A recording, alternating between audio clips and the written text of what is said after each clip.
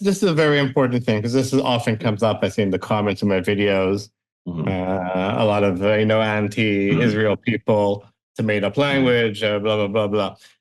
Yeah. So it's a little hard to conceptualize what we mean when we say that the Hebrew died, right? It was a living language, and it stopped being a living language, and then it was revived. So it's worth discussing what we mean by what happened. A complicated process. It's worth understanding in So depth. explain, please. So, first of all, in ancient times, obviously people were speaking Hebrew, right? The people who wrote the Bible, the people in the Bible, they were speaking a language. This language was very, very, very similar to the languages of their neighboring, the Edomites, and etc.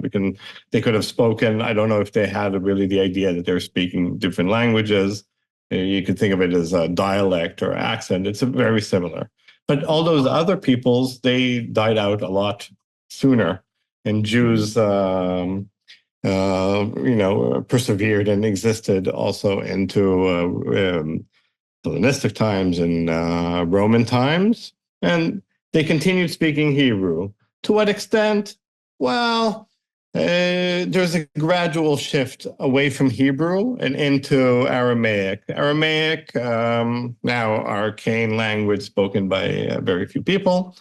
People study the Talmud, which is mostly written in Aramaic, but at the time, Aramaic was like English.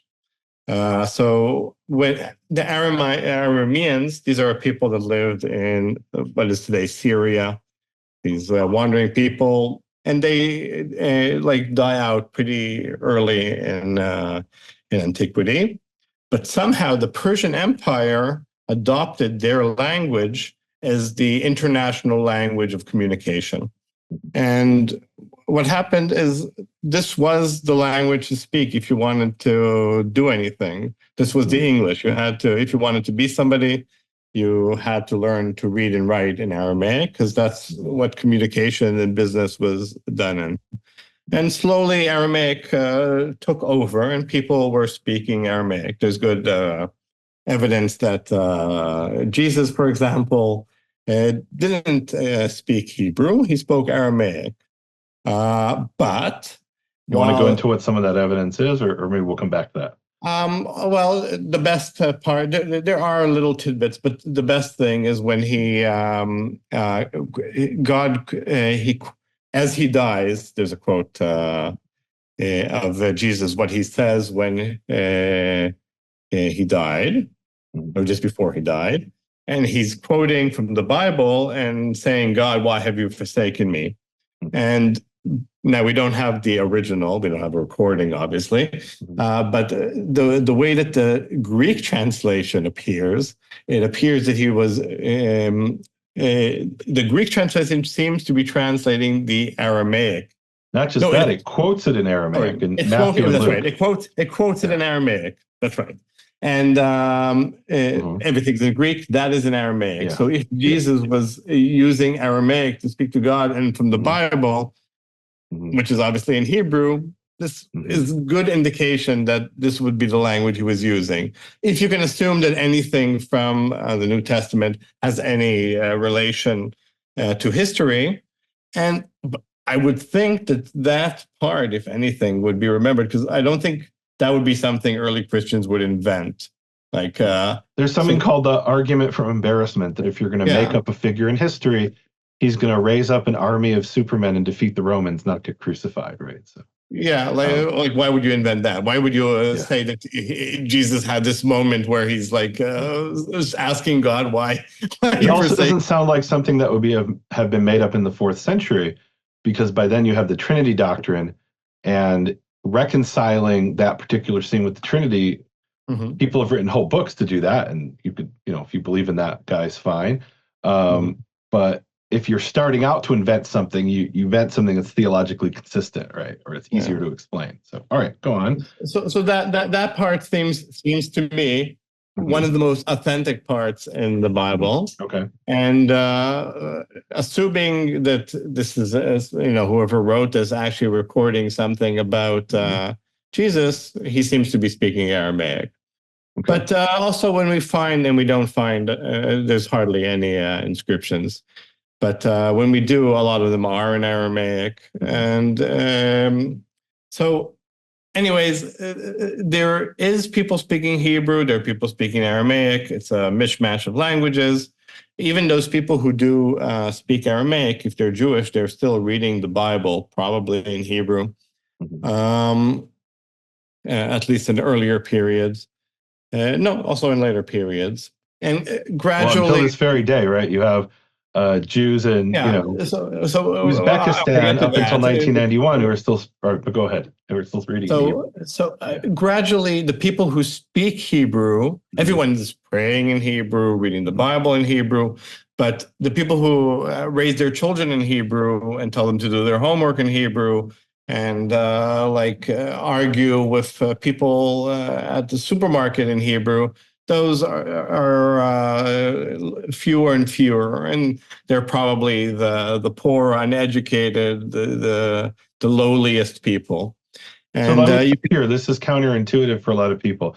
We assume, or some people would assume, that the more languages you speak, you have the money to afford an education, so you're a higher socioeconomic status. And what you're saying is that actually the poor people out in some village in Judea or in the Galilee, they might have preserved Hebrew longer than the intellectual elite in the big cities. That's what you're saying, basically, right?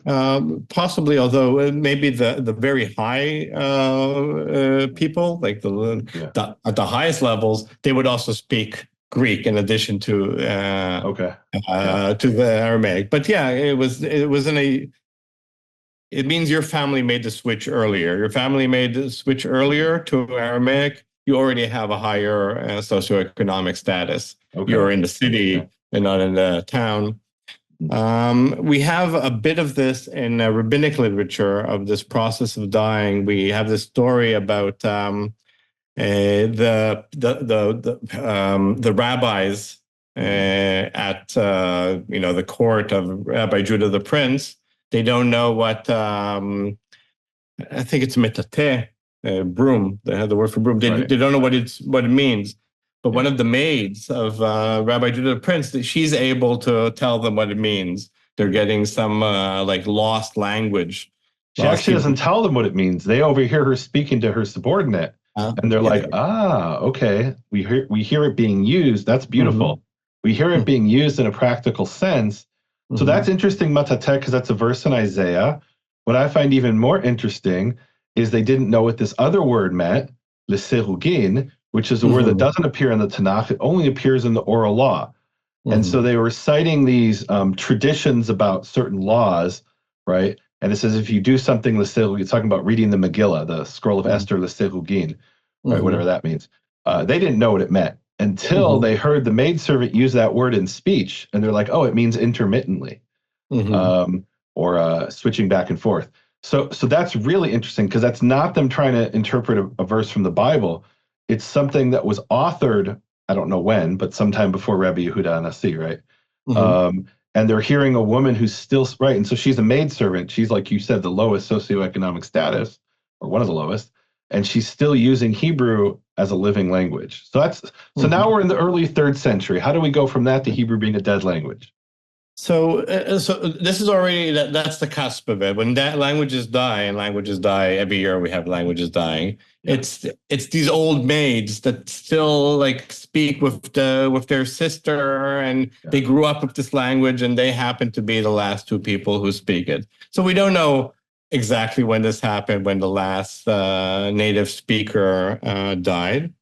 Eliezer ben Yehuda, father of modern Hebrew, actually writes a long article about this. It appears in the introduction to his big dictionary. But somewhere around that period, we don't know exactly where or when, the last person who spoke it as a native language died. So in that sense, Hebrew died around the time of the Mishnah, say the 3rd century.